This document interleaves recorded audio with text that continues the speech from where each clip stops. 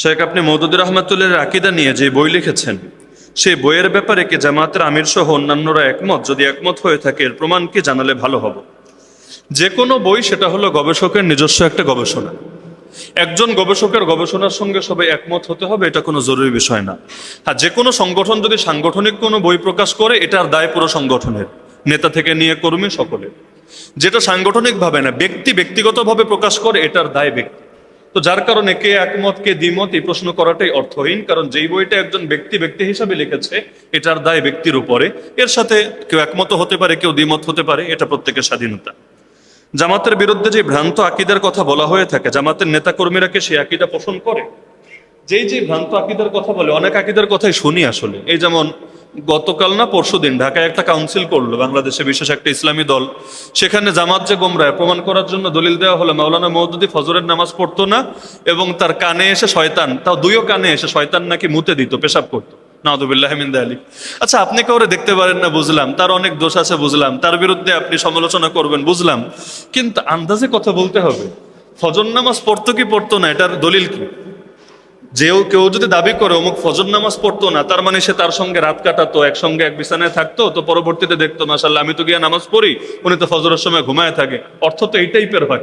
না হলে এইরকম গাঁজাখড়ি আলাপ আন্দাজে কথা বলার কোনো অর্থ আছে? তার যুগের লোকেরাই তো এই কথা বলে নাই, তাহলে আজকে এত একটা মানুষ মারা যাওয়ার এতকাল পরে এসে এইরকম কথা বলে, এটা তো আমি মনে করি কোনো সেকুলারের ব্যাপারেও বলা উচিত না।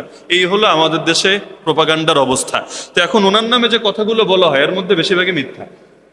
ওই যে আমি আমার বইয়ের ভূমিকার মধ্যে এনেছি, বাংলাদেশে একটা ইসলামী দলের সভাপতি 38টা অভিযোগ এনেছে তার বই, 38টাই মিথ্যা। আমার খুব ভালো লাগতো যদি দুই একটা অন্তত সত্য হতো। হ্যাঁ, এখন বলবেন মাওলানা মওদুদীর ভুল নাই, অবশ্যই আছে, অবশ্যই আছে। কোন মানুষের ভুল নাই?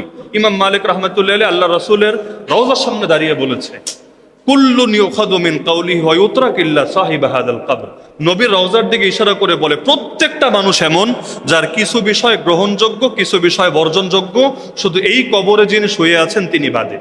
এমনকি আজকাল তো একটা বিতর্ক চলে যে সাহাবীরা সত্যের মাপকাঠি নাকি সত্যের মাপকাঠি না। ইমাম মালিক বেঁচে থাকলে ওনারেও আদালতে তোলা হতো এটাকে কেন্দ্র করে, কারণ ইমাম মালিক বলে দিচ্ছে নবী বাদে সবাই এমন যার কিছু বিষয় গ্রহণ করার মতো, কিছু বিষয় বর্জন করার মতো। তাহলে প্রত্যেক সাহাবীর প্রতিটা ব্যক্তিগত মতো কিন্তু গ্রহণ করা যায় না। যেমন নবী মেরাজে গিয়ে আল্লাহকে দেখেছে নাকি দেখে নাই, সাহাবীদের দুই মত। আম্মাজান আয়েশা একমত, আব্দুল্লাহ বিন আব্বাস রাদিয়াল্লাহু আনহু আরেক মত। আপনি কাটটা ফেলে দিবেন বলেন? আম্মাজান আয়েশা কে চেনেন? আল্লাহ রসুলের সহধর্মিনী, এবং এত বড় মুফতি ওমরের মতো সাহাবী ঠেকায় পড়লে তার থেকে ফতোয়া নেওয়া লাগতো। আর আব্দুল্লাহ বিন আব্বাস কে? সর্বযুগের সর্বশ্রেষ্ঠ মুফতি। কারে ভ্রান্ত বলবেন? কারে ভ্রান্ত বলবেন? কেউ ভ্রান্ত না, কিন্তু কোন মত নিবেন? দুইটা একসঙ্গে নেওয়ার সুযোগ নাই। আব্দুল্লাহ বিন আব্বাসেরটা নিলে আম্মাজানেরটা নেওয়া যায় না, আম্মাজানেরটা নিলে আব্দুল্লাহ বিন আব্বাসেরটা নেওয়া যায় না। তো ইখতিলাফি বিষয়, সাহাবীদের মধ্যে ইখতিলাফ ছিল না, একটা দুইটা, ডজন ডজন না, শত শত শত শত। তাহলে ব্যক্তিগত বিষয়ে যেটা সর্বজনীন বিষয়, ইজমা বলে, ইজমা সর্বসম্মত মত, এটা তো নিতে কোনো সমস্যা নাই। কিন্তু ব্যক্তিগত বিষয়ে, ইখতিলাফি বিষয়ে ভাই দুইজনের মত একসঙ্গে নেওয়া যায় না। আমরাই তো চার ইমামরা একসঙ্গে মানতে পারি না, পারি? এই যে নামাজ পড়লেন, যারা হানাফি সিস্টেমে নামাজ পড়েছেন, শাফিঈ রাহমাতুল্লাহির মত আপনি নেন নাই।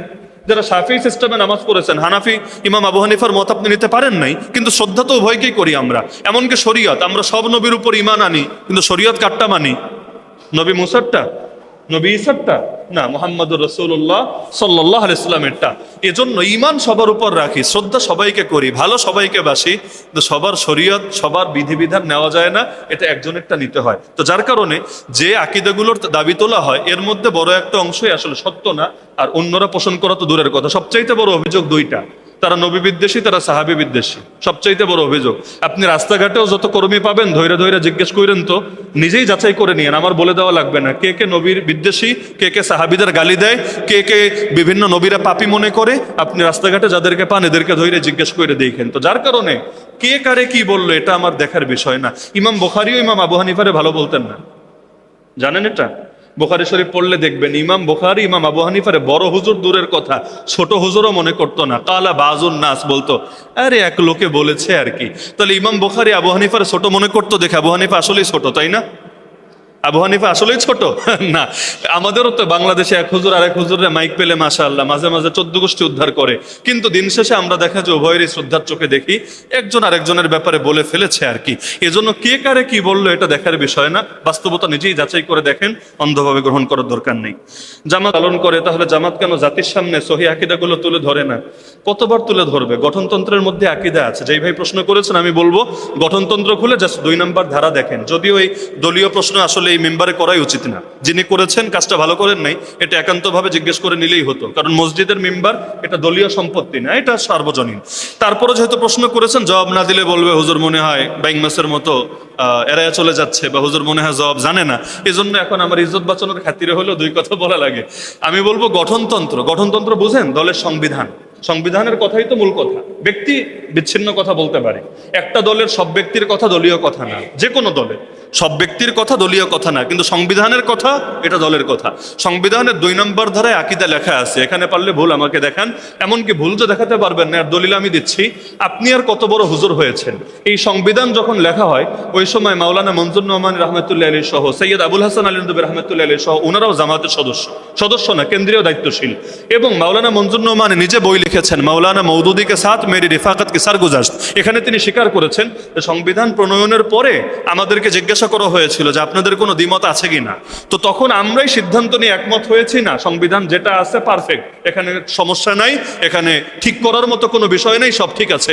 তাহলে মাওলানা মনজুর নোমানের পর্যায়ের কোনো আলেম বাংলাদেশে নাই, সৈয়দ আবুল হাসান আলী নদী পর্যায়ের আলেম বাংলাদেশ, ইন্ডিয়া, পাকিস্তানে এখন কেউ নাই। আল্লাহ তাআলা তাদেরকে জান্নাতবাসী করুক। ওনারা পরবর্তীতে ওনারা জামাত থেকে বের হয়েছেন, সেটা ভিন্ন আলাপ, কিন্তু সংবিধান বা গঠনতন্ত্র নিয়ে সব প্রশ্ন তোলার কোনো সুযোগ নাই। তাহলে গঠনতন্ত্রের আকীদা যেটা, এটাই তো আকীদা।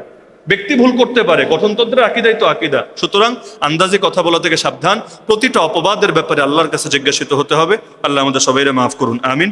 আরো 2-1টা প্রশ্ন আছে, এগুলো আগামী সপ্তাহে দিব ইনশাআল্লাহ। সুবহানাল্লাহি ওয়া বিহামদিহি, সুবহানাকাল্লাহুম্মা বিহামদিক, আশহাদু আল্লা ইলাহা ইল্লা আনতা, আস্তাগফিরুকা ওয়া আতুবু ইলাইক।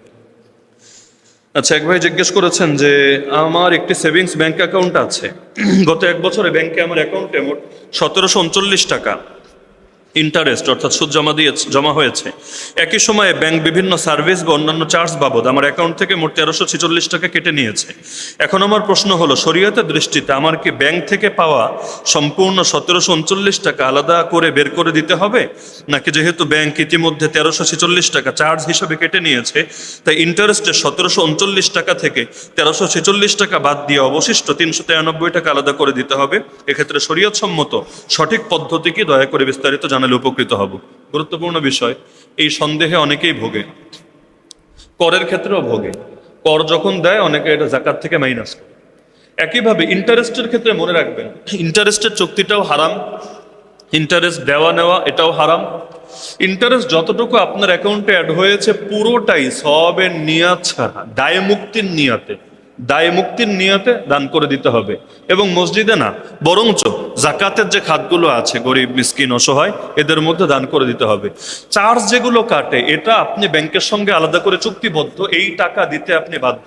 যেমন আপনি এটিএম কার্ড ব্যবহার করেন, আপনাকে চার্জ তো দিতেই হবে।